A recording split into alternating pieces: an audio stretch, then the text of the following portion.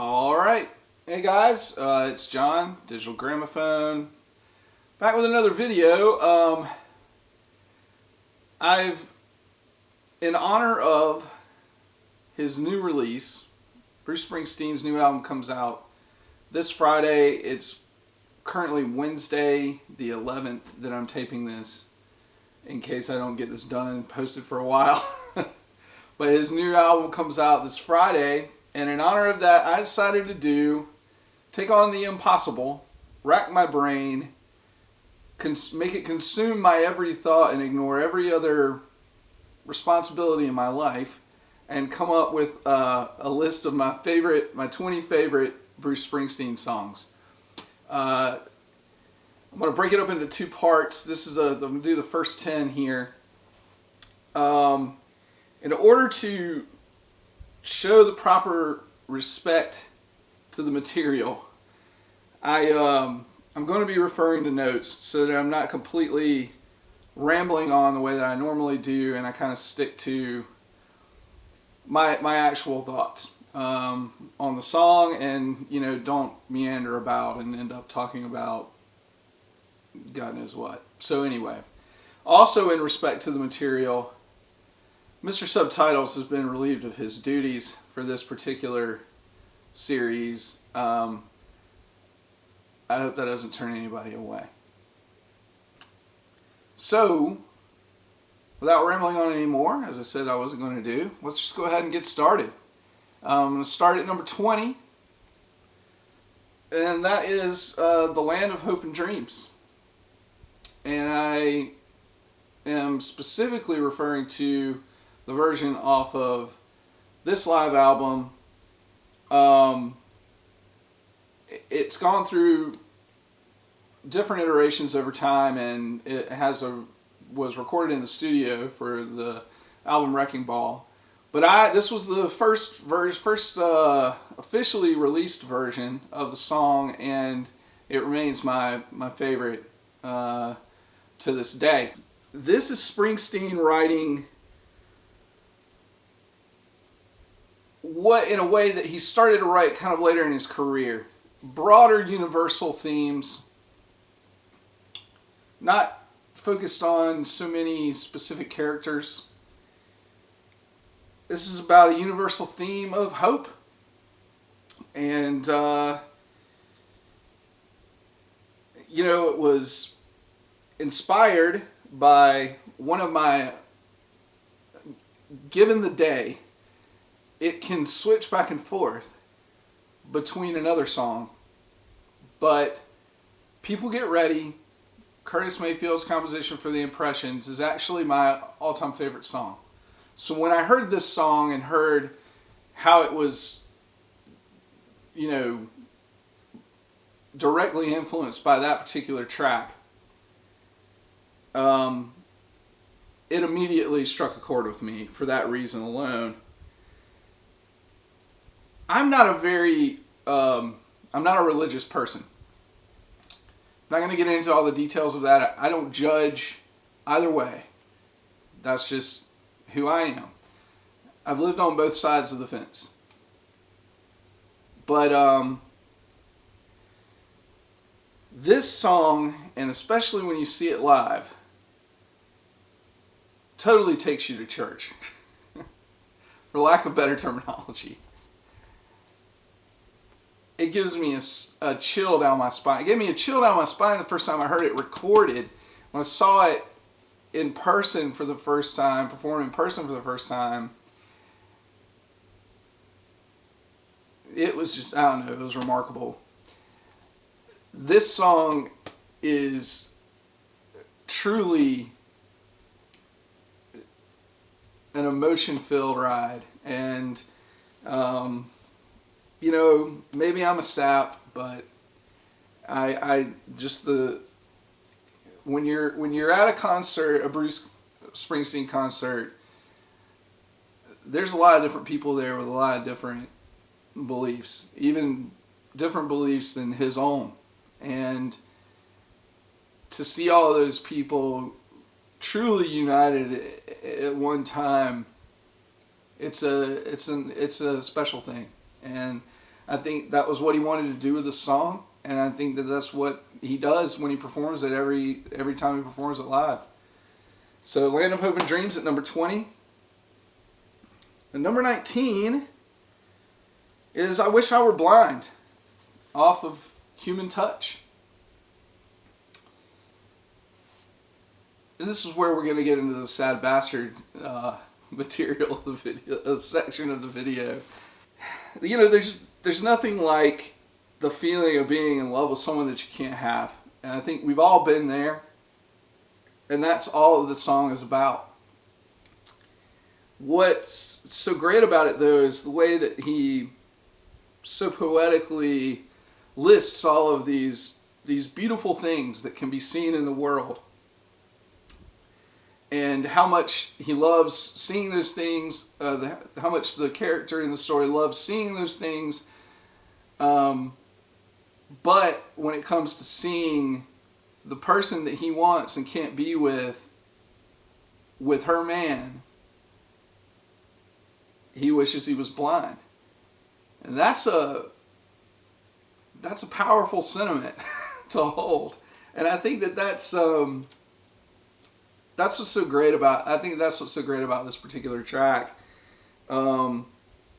It's pure pain. It's pure pain. And sometimes the best art, I think I've mentioned it before, comes from a point of pain. But again, just poetic lyrics, gorgeous melody, and just a perfect love song for a sad bastard like me.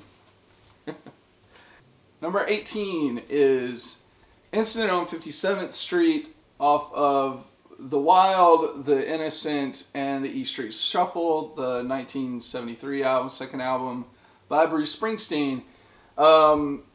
Incident on 57th Street begins side 2. It's the first of 3 epic songs with immense story detail. It's kind of, I feel like, the precursor to Rosalita, which follows it up. Again, one of those early period Bruce songs where he was kind of writing in a way that a lot of other writers were at the time, like Jackson Browne, Joni Mitchell, Paul Simon. You know, writing songs that were full of detailed characters, many novellas, if you will. These in particular wrapped up into 8 or 9 minutes. Incident on 57th Street features 2 characters, Spanish Johnny and Puerto Rican Jane. For those of you that don't know, that have fallen in love in spite of the tough street life that surrounds them, and their romance removes them from all of the horrible things that go on in their life. It's West Side Story meets Romeo and Juliet, as if Martin Scorsese or Michael Mann got their hands on the source material. It's always kind of been open-ended to me. At the end, there are lines about Johnny's hood rat friends down on the street calling to him, to the window, calling to him to get him to come out and play, while he's inside with Jane. And to me it was always kind of open-ended. Is he gonna answer that call, or is he gonna take the fresh start and stay by his new lover's side? But later on I read that Bruce said that it was a straight up song about redemption, so I guess there's your answer. But I don't know, I love the detail and the story of this song, and the arrangement of the music is fantastic. The piano playing and the outro, the guitar on the outro is just fantastic. Really, really good song. All right, the next, number 17, I Have a Reason to Believe, off of Nebraska. Nebraska is my favorite Springsteen album. It has been my favorite Springsteen album for years. It was the album that really changed my entire outlook on him as an artist. And when I discovered it, I revisited the 2 or 3 albums that I had by him already and just fully immersed myself in his songwriting. But the song "A Reason to Believe" is an interesting closer for a dark album. We hear verses about a man kicking a dead dog by the side of the road, a woman who busts her ass every day to earn money, only to give it to the man that she's in love with, only to have him run off and leave her. A baptism counterbalanced by a death, and finally a groom left standing at the altar. All of these characters we find all of these characters standing still in time in hope that, that dog is going to come back to life, that their man is going to come back, that they're going to understand life and death, that the groom's bride is finally going to show up, and they can live happily ever after. And as the song says, at the end of every hard-earned day, people still find some reason to believe. It's really the perfect closer for this incredibly dark album. A nice, tiny little sliver of hope to set you on your way. But I absolutely love that song. Years ago, it was close to my favorite, but times change and opinions change, and you find things in other songs. But I absolutely love it. It's a great, great, great song. At number 16 is the track "Your Own Worst Enemy" off of 2007's Magic. An incredibly underrated song on an incredibly underrated album. I know a lot of people out there kind of stop with, Tunnel of Love, or maybe the Tracks album, the Tracks collection with Bruce, and they don't really go beyond. There's some people that might like, The Rising, or the Lucky Town or Human Touch, maybe even. But a lot of people tend to stop earlier in his discography, and I really encourage people, if you like Bruce Springsteen at all, and you kind of consider yourself a casual fan, but a big enough casual fan that you'd like to check out more, don't hesitate to pick up Magic. It's a really, really good album. The song "Your Own Worst Enemy" is unlike most of his other songs where he's writing about a central character. It's vague who this particular person is, but it's clear that it's someone struggling with the sins of their past. And some people have some theories that it might be addressing certain world leaders at the time. But I don't know. I think it's more of a general feeling of just what it's like to deal with the things in your past that are hard to get a hold of, realizing that you're a flawed person, and that you yourself are your own worst enemy a lot of times. And but my favorite thing about this song is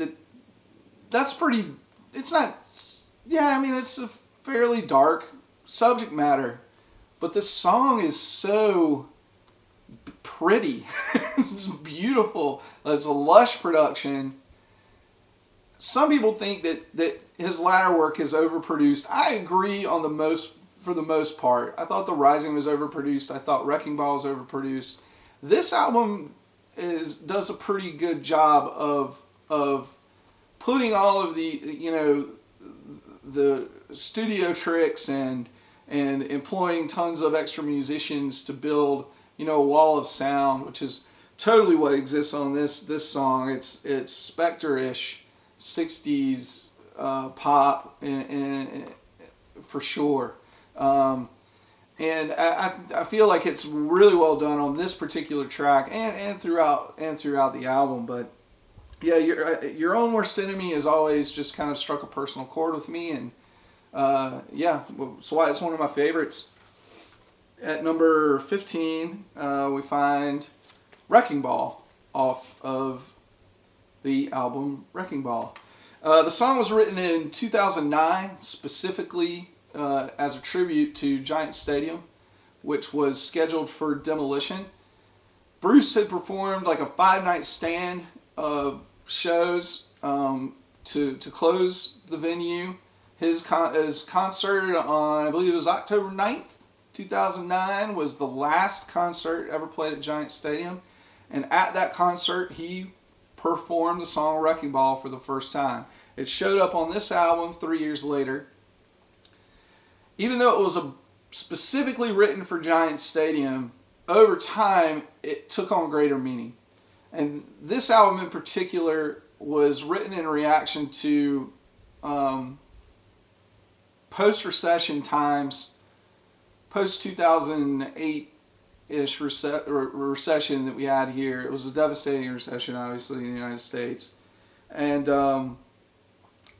this song just seemed to fit in really well with a lot of the other material on the album. It's a song of perseverance, a song of resiliency, a song of overcoming hard times. One of those classic anthems that Bruce is so great at writing. Life can be a wrecking ball sometimes, but as the song says, hold tight to your anger and don't fall to your fears. We can be angry about the things that are being taken from us, but it's best not to let that contribute to fearing what's coming next. Because hard times come and hard times go, as the song said. This album, when it was recorded, this is one of the 2 songs on the album that still featured Clarence after his death.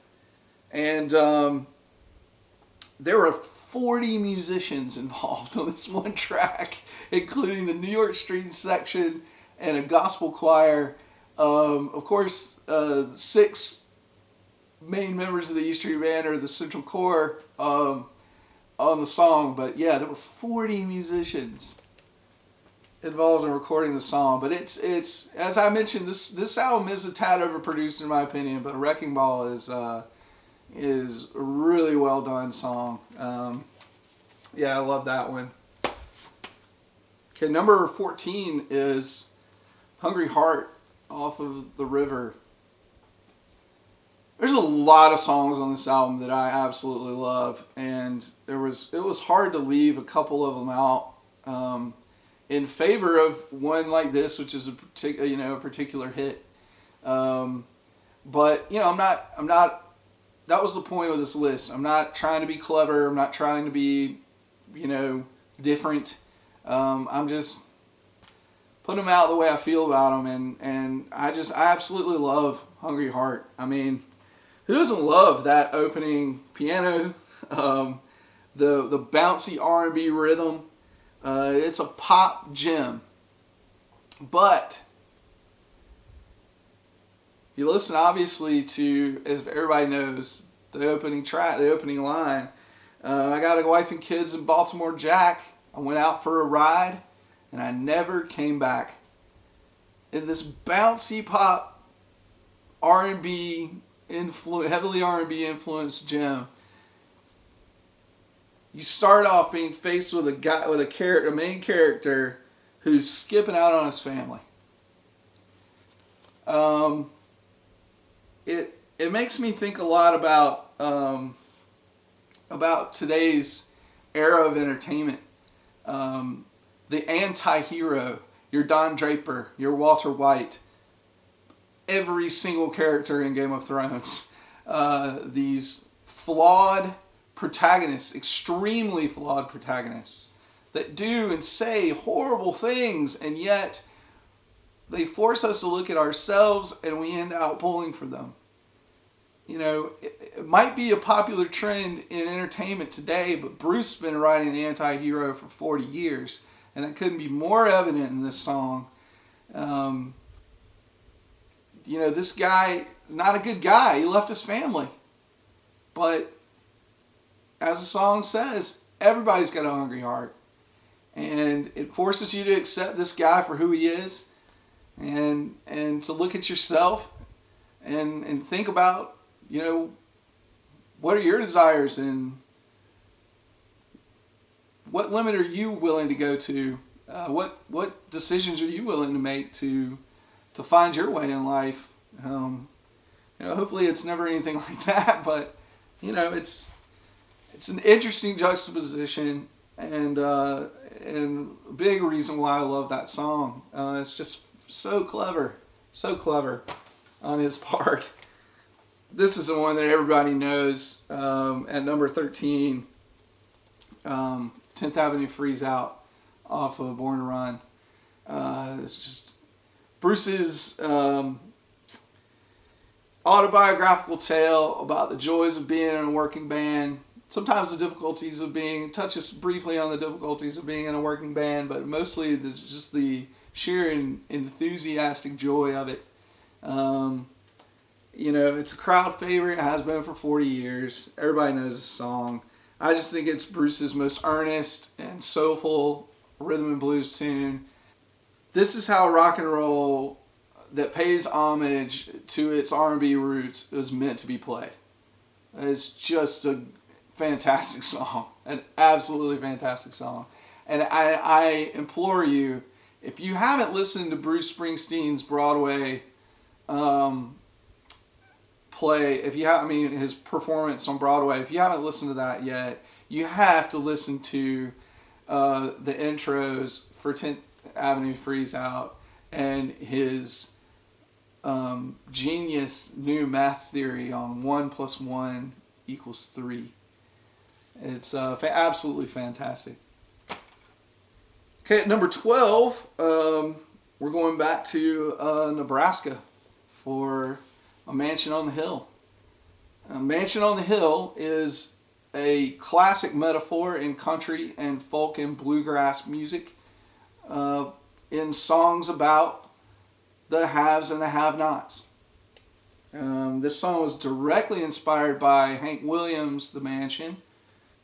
Yeah, as a kid, my parents sometimes would just, after we went to church, or I don't know, after we went over to my grandmother's for lunch or something, they would just take a little bit of an extended drive around my hometown area and go into some of the more wealthy neighborhoods and look at the big beautiful houses that were nothing like the one that we lived in. But my parents always did a great job of raising me to not put too much stock in all things material. Be appreciative of what you have. And but you know, appreciating what you have isn't as much about casting aspersions on the fat cats in the world, as it is first just admitting that having that living in that kind of luxury would be an okay thing, a pretty good thing. It's more about you know, not taking it for granted. That is, not taking that luxury for granted. That's the key. But Anyway, that song always makes me think of that, and I also just love the melody of the song and the breezy harmonica throughout. It's just stunning. Mansion on the Hill off of Nebraska. And then finally at number 11, it's No Surrender off 1984's Born in the USA. There are two things that Bruce does as a songwriter better than anybody else in the history of rock and roll, in my opinion. And that's one, writing about how hard and difficult life can be, and that yet making everyone believe, every one of his listeners believe that it's going to be all right. And then two, it's his anthems about not compromising, staying true to yourself, breaking loose of the chains that hold you hostage, physically or mentally. You know, he's not much of a punk rocker, obviously, in sound or image, but the theme of rebellion is strong throughout his song canon, and is, you know, maybe not Johnny Rotten's vision of anarchy, obviously, but, you know, rebellion out of a common cause to strive to be better. That's what this song is all about. You know, they made a pact that they wouldn't surrender to the things in life that bring them down. Yeah, it's just great song. And as much as the original rocks and really drives home that anthem of rebellion, I really love his acoustic version of it too. But anyway, so that's it, guys. My favorite Bruce Springsteen songs, 20 through 11.